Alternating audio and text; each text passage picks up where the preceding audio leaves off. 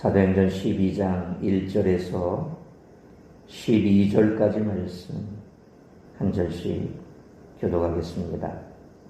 그때에 헤롯 왕이 손을 들어 교회 중에서 몇 사람을 해하려 하여 유대인들이 이 일을 기뻐하는 것을 보고 베드로도 잡으려 할세. 때는 무교절 기간이라.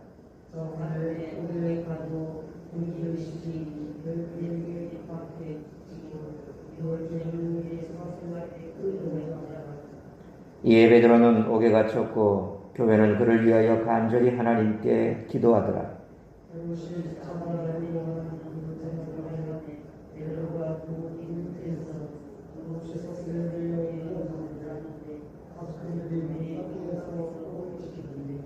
호련히 주의 사자가 나타나며 옥중에 광채가 빛나며 또 베드로의 옆구리를 쳐 깨워 이르되 급히 일어나라 하니 쇠사슬이 그 손에서 벗어지더라.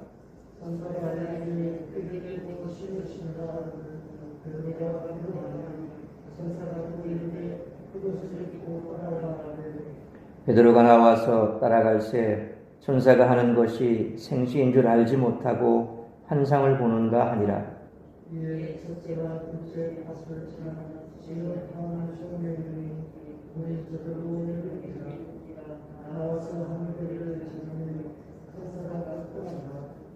이에 베드로가 정신이 들어 이르되 내가 이제야 참으로 주께서 그의 천사를 보내어 나를 헤롯의 손과 유대 백성의 모든 기대에서 벗어나게 하신 줄 알겠노라 하여 깨닫고 마가라 하는 요한의 어머니 마리아의 집에 가니 여러 사람이 거기에 모여 기도하고 있더라. 아멘. 누가는 11장 19절로 30절에서 바나바와 사울 두 사절의 행적을 말했습니다. 그들은 시리아에서 유대 지역으로 돌아갈 예정이었습니다. 성경에는 이곳을 수리아라 그렇게 얘기하죠. 그래서 안디옥 교회는 안디옥이라고 하는 지역이 두 군데가 있지 않습니까? 우리가 바울을 파송했던 앞에서 살펴보았던 그것이 바로 수리아 안디옥입니다. 근데 소아시아 쪽에 보면 또 안디옥이 있습니다. 그래서 그것과 차별을 두기 위해서 그것은 비시디의 안독이다 그렇게 얘기를 하죠. 이제 뒤에 13장을 살펴보면 사도 바울이 1차 선교 여행을 떠납니다.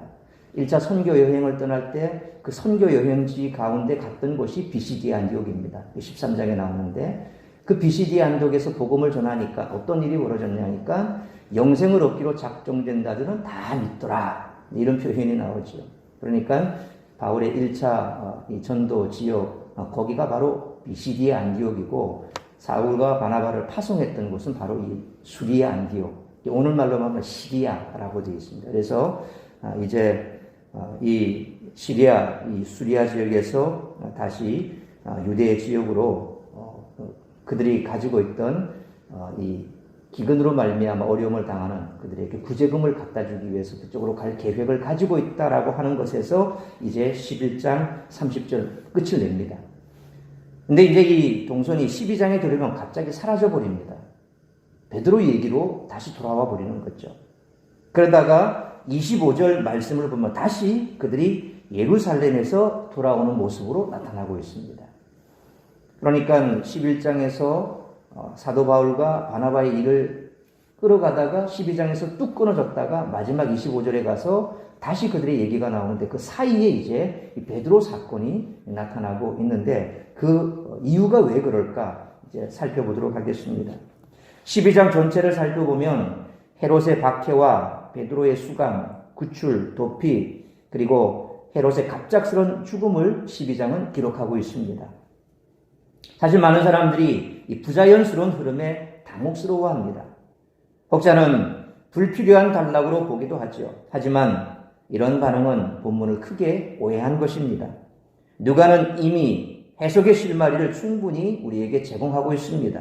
그것은 24절 말씀처럼 하나님의 말씀은 흥왕하여 더하더라 라는 이 복음의 확장 공식입니다.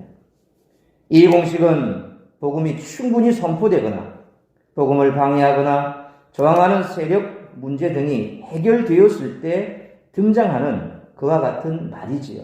그래서 사실 하나님께서 이 복음을 방해하는 그 모든 그런 세력들을 제압하거나 오늘 같은 그런 일들 제압하거나 혹은 또 여러 가지 많은 다양한 문제들을 해결했을 때 나타나는 그 해답이 하나님의 말씀은 흥왕하여 더하더라. 하나님의 말씀이 흥왕하더라. 이런 표현을 사용하고 있습니다. 이것을 본문에 적용하면 헤롯은 복음의 대적이었다고 볼 수가 있습니다. 또 12장 이후로는 사도행전의 시선이 유대 지역에서 이제 이방 지역으로 옮겨집니다. 오늘 본문은 두 가지 사실을 다시금 일깨워주죠. 첫째는 하나님의 전능하심입니다.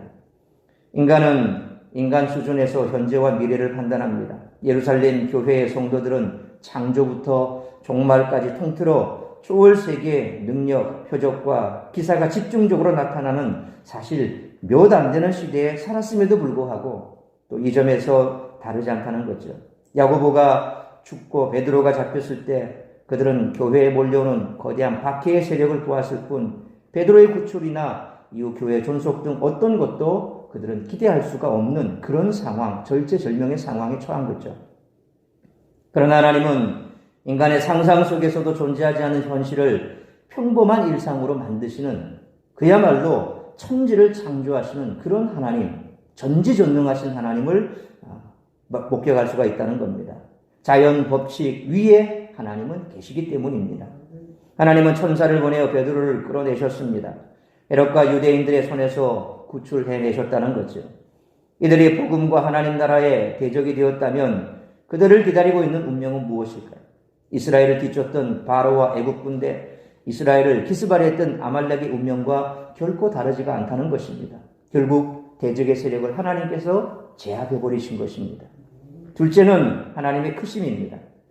헤롯은 로마 제국의 힘을 등에 업고 이제 태동한 교회를 박해해왔습니다. 야고보는 순교했고 베드로가 붙잡혔습니다. 교회는 이 상황을 어떻게 생각했을까요? 사도들의 무력함이나 자신들의 토지를 보았을까요? 그들은 하나님이 어디 계신가? 이런 상황에는 하나님도 무력하신가? 하고 질문했을 것입니다. 그러나 하나님은 헤롯보다 또 서로 결탁한 헤롯과 유대인보다 더욱이 로마 제국보다 크신 분이십니다. 베드로의 구출은 교회의 출애굽의 한 단면입니다. 또한 이 일은 하나님이 교회를 포기하지도 희망을 놓지도 않으신다는 증거라는 것이죠. 교회를 향한 하나님의 창조적이고 광대한 사랑, 이것이 교회의 미래인 줄 믿으시길 바랍니다. 그러니까 잠시 사도 바울과 바나바의 여정을 끊고 이와 같은 베드로의 이 사건을 기록한 것은 이후에 벌어질 하나님께서 이제 복음을 어떻게 넓게 펴나가실 것인가, 그리고 교회가 위기에 닥쳤을 때 어떤 일이 벌어지는가, 사실 그 부분에 있어서 아까 말씀드린 대로 24절 말씀처럼 하나님께서 문제를 해결하시고 복음이 흥황하게 되는 그런 내용들을 기록하면서 앞으로 펼쳐질 일들에 대한 우리에게 기대감을 더해준다는 거죠. 그러니까 이 12장 말씀은 뜬금없이 생뚱맞게 중간에 툭 하고 들어온 것이 아니라 바로 바울을 통해서 이후에 이방 지역에 어떤 일들이 벌어질 것인가, 그리고 교회가 위기에 닥쳤을 때 하나님께서 어떻게 역사하셨는가, 그 부분에 좀 더 포커스를 맞춰서 성도들을 위로하고 있고 또 성도들에게 힘을 주기 위한 말씀이다, 그렇게 보시면 될 것 같습니다. 믿음의 사람들도 환난을 당하면 당황하며 혼란에 빠지죠. 무엇을 해야 할지 몰라 허둥지둥할 수도 있습니다. 초대교회는 헤롯의 핍박이라고 하는 최대의 위기를 맞았습니다. 하지만 그들은 마가의 다락방에서 간절히 기도했습니다. 기도할 때 임하는 하나님의 구원의 능력을 잘 보여주는 오늘 본문의 말씀을 통해 우리들이 깨달아야 할 것은 첫째로 1절로 3절 상반절 말씀처럼 세상은 항상 복음을 단합한다는 것입니다. 1절 말씀처럼 당시 팔레스타인을 통치하던 헤롯 아그리빠는 예루살렘 교회를 정치적으로 탄압했습니다. 그는 2절 말씀처럼 먼저 요한의 형제 야고보를 참수했습니다. 마태복음 14장 10절 말씀처럼 헤롯 아그리빠는 이미 선지자 세례 요한을 참수한 경험이 있습니다. 헤롯은 진리를 쫓아 움직이는 사람이 아니라는 거죠. 그에게 하나님의 말씀은 아무런 구속력도 없었습니다. 헤롯은 단지 자신의 육체적 쾌락과 정치적 이익을 쫓아 행동할 뿐이었습니다. 그가 사도 야고보를 참수한 이유도 유대인들의 마음을 얻기 위해서였습니다. 유대인들이 그리스도인들을 싫어했기 때문에 그들의 환심을 사고자 예루살렘 교회를 박해한 것입니다. 3절 말씀처럼 유대인들도 헤롯의 교회 박해를 기뻐했습니다. 그는 하나님의 말씀보다 인본주의에 입각한 대중의 인기를 쫓았던 것입니다. 역사적으로 이런 사람은 한둘이 아닙니다. 계속해서 기독교를 박해했던 자들, 그들의 상황을 보면 항상 대중의 선동에 앞장섰던 자들이고 그들을 선동했던 자들이고 혹은 그들과 야합했던 자들이고 그래서 기독교를 박해하고자 했죠.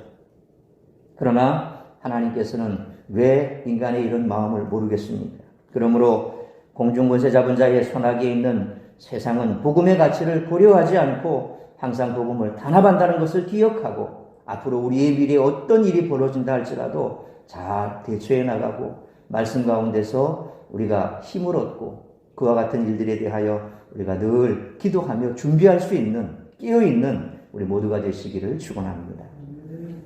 두 번째로 3절 하반절로 7절 말씀처럼 환난의 때에는 기도밖에 없다는 것입니다. 3절 하반절로 4절 말씀처럼 헤롯 아그리빠는 유대인들의 열광에 도취되어 베드로를 체포했습니다. 헤롯이 베드로를 무교절 기간에 잡은 것은 더 많은 유대인들의 환심을 사기 위함이었습니다. 초대교회는 야고보를 잃고 베드로마저 잃게 될 최대의 위기를 맞았습니다. 위기 속에서 교회가 할 수 있는 일은 기도입니다. 예루살렘 교회는 현재 위기와 베드로의 속방을 두고 5절 말씀처럼 간절히 하나님께 기도했습니다. 고난 중에 있는 성도가 해야 할 가장 중요한 일은 하나님께 간절히 기도하는 것입니다. 6절 말씀처럼 베드로가 쇠사슬에서 풀려나는 일은 사실상 불가능합니다. 그러나 하나님께 불가능은 없습니다. 기도는 불가능을 뛰어넘게 한다는 것입니다. 하나님은 7절 말씀처럼 천사를 보내셔서 베드로가 묶인 쇠사슬을 푸셨습니다.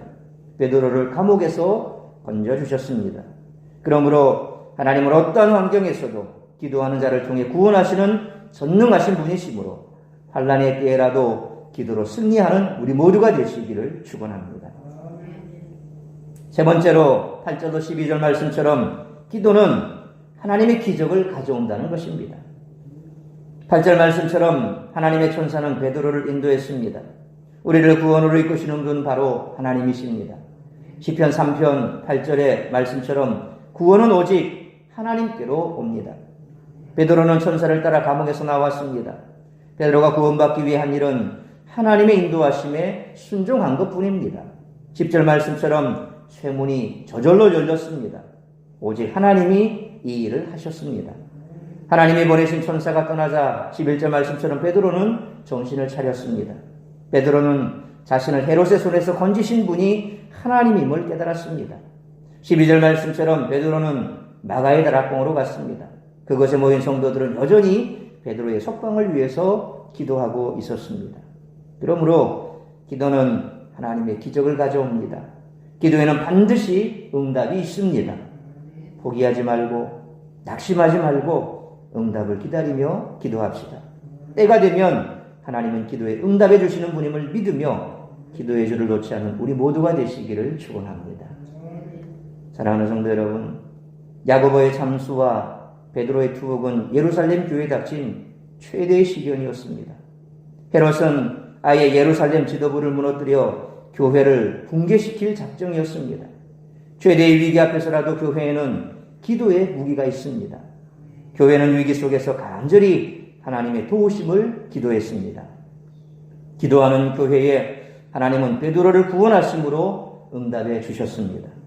그러므로 기도하는 자가 기적을 맛봄으로 5월 첫 주부터 시작되는 금요 기도에 모두 참석할 뿐만 아니라 항상 기도하기를 쉬지 않는 우리 사랑스러운 교회와 성도님들 되시기를 주님의 이름으로 축원합니다. 기도하겠습니다. 걸어가신 아버지 하나님, 은혜와 사랑을 감사합니다. 오늘도 우리가 주님께서 허락하신 복된 하루 말씀으로 예배로 시작하게 하시니 감사합니다. 오늘 주신 말씀 가슴에 새기며 우리가 어떤 상황, 환경에 처해 있더라도 모든 삶이 막혀 있고 사방으로 우겨쌈을 당한다 할지라도 하늘 문은 열려 있는 줄 믿습니다. 우리가 기도함으로 그 하늘의 문을 열고 또한 하나님께서 역사하심으로 응답하시는 기적을 체험하는 삶을 살아가는 우리 모든 성도들 되게 하시고 우리 사랑샘 교회 될 수 있도록 인도하여 주시옵소서. 그리함으로 기도로 하나님과 늘 교제하고 또 우리에게 막혀있는 그 삶의 문들이 하나님 앞에 기도함으로 열려지고 이와 같은 체험들을 가득가득함으로 날마다 기도의 줄을 놓지 않는 우리 모든 성도들 될 수 있도록 은총 베풀어 주시기를 원합니다. 이제 5월 첫 주부터 시작될 금요기도회에 우리 온 성도들이 함께 참여하여 다시 한번 우리가 기도의 줄을 단단히 붙들고 이 험악한 세상, 힘들고 어려운 세상, 사건 사고 많은 세상 가운데서 기도의 줄을 붙들고 하나님께서 베푸신 놀라운 은혜들을 체험하는 우리 성도들 다 될 수 있도록 축복하여 주시옵소서.